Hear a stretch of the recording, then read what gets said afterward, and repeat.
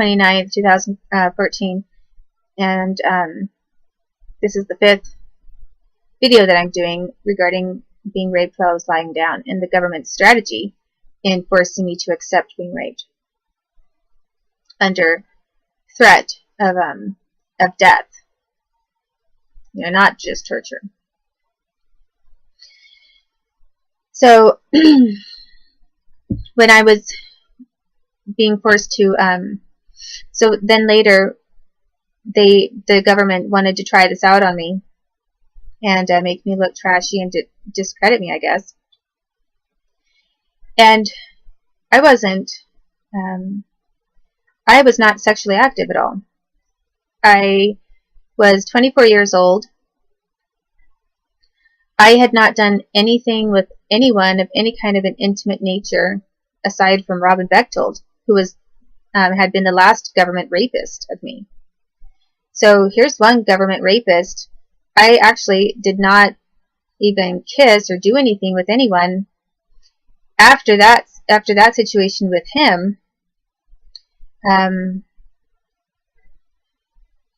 For years, you know, over 6 years.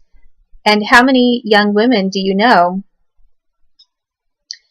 who are not in some way romantically or intimately involved or sexually involved with a man when they're in their young adult years? Well, I chose not to be because I considered myself to be a virgin, and because of my own standards of what I wanted for myself, and I wanted to wait until I was married to do that kind of thing. So basically, I think people just were looking for kinds of opportunities to, I mean, they'd been working on this for such a long time. And if anyone took into account at any time that I was going to have religious feelings or a certain faith or ideas about my own values, I'm not sure that they ever did take that into account when I was younger. You know, it's possible they just thought, this is someone we're going to use for government rape all the time. And never once considered what kind of an attitude or feelings I would have about it. You know, there are some women who might be more accepting of that kind of an idea, and others who might not be as accepting. No one's accepting of rape, of course, but there might be other women who don't mind more, quote unquote, a looser or freer lifestyle in a sexual way. Well, anyway, that wasn't me. So then the next time that I was getting raped was again by a government employee, and it was by someone whose father had also been involved in raping me when I was younger, or coordinating abuse of me when I was younger, beating me up. Sometimes beating up my parents too. I mean, and some of these people, they were making sure that others got beat up too. So then, so what he did is Josh Gatov, he already had a knife on him that night, and he let me know that he had a knife ahead of time before he raped me. And then he wanted to go to the store and get another knife. He said, I need a sharper one. So he took me to a grocery store so that he could get a second knife, an even sharper knife. You know, I wasn't anticipating that he was going to attempt to rape me at that point. I just kind of thought, okay, he has a knife with him. Now he's getting a really sharp knife. And he picked it out while I was looking at it. He said, this looks like a good knife. He said, and he was touching the blade and feeling it and saying, that's not sharp enough. This one looks pretty good. So he was doing a hand selection of this knife on how sharp and how well it could cut. And supposedly it was because he was going to get an apple and some cheese and use it to cut the apple. Well, what he did is then he took me to his, skipping over like the whole event of what happened, and the next thing and the next thing. What he ended up doing is saying, "You want to go to my house?" And I said, "Sure." I mean, the last 6 years I'd gone to different people's houses, and I wasn't romantically doing anything with any of them. So to me, going to a man's or a young man's house did not imply I was going to do something sexual with them. And it shouldn't for any young man who thinks that, you know, a high school or college age girl is going to go to his room. That doesn't mean that she's going there to do a sex favor for him. Sometimes means that she thinks that they're just going to talk, or maybe they'll make out a little bit, but that's it, and then she's going to leave. You know, regardless of what her intentions are.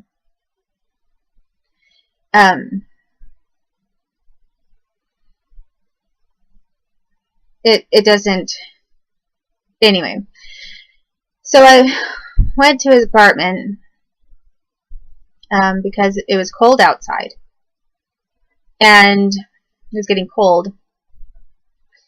And he had talked to some cops before. Some cops pulled up and talked to him, and he acted like he knew them. They were from Lake Oswego. They were Lake Oswego cops.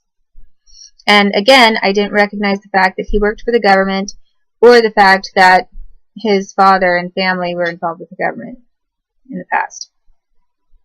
I just thought it was a little bit strange that these cops were kind of smirking, sneering, in a way over at me. But they seemed very friendly with him. And I did kind of have warning signs going off when I noticed that. But since I worked with him in a tutoring center at college every week, I just kind of had an idea that, you know, he knows who I am. I know who this person is, not going to do anything to harm me. So I went to his apartment, and then I think after, and I had some wine to drink, and I actually never drank wine. I had not for about 6 years or more. Or from the time that I had my 21st birthday, I had like a half of wine cooler, and I had no alcohol tolerance at all because I didn't drink at all. I didn't have wine in my house, didn't have wine coolers, I didn't go out and drink. I just chose not to use alcohol.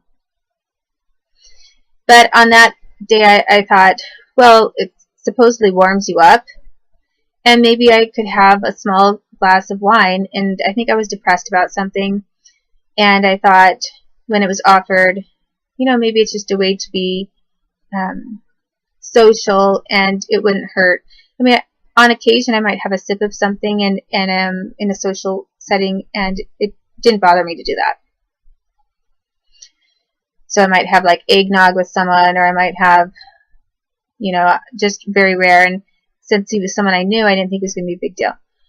He then my guard was down a little bit because I didn't realize that the wine was going to affect me that much, but my tolerance was pretty much at 0. And I didn't realize how quickly, with my light weight, that it would catch up to me. So in that unguarded kind of situation, I allowed him to kiss me, or to make out with me a little bit, pretty much to kiss me. And then I tried to get away from him, and he had me down on the floor, and he was lying on top of me, and all of a sudden, he had both of these knives that were on him, on his person, and he had made a big deal about having me see the knives that he'd selected. And then all of a sudden, he pulled out this old government-coordinated routine on me and started pushing me down with his body weight, and I started saying no and tried to push him off because I didn't want to do anything. And I had already told him I'm a virgin, and I'm not going to do anything with you. And he used his leg weight in the same way that these other people, these government employees, cops and Jews and other individuals had done to me, and practiced when I was a little kid and when I was a little bit older, everywhere from my aunt's house to my grandparents' house to government locations. And then he unzipped his zipper and made that noise, that sound that was always kind of a precursor to if you tried to keep resisting,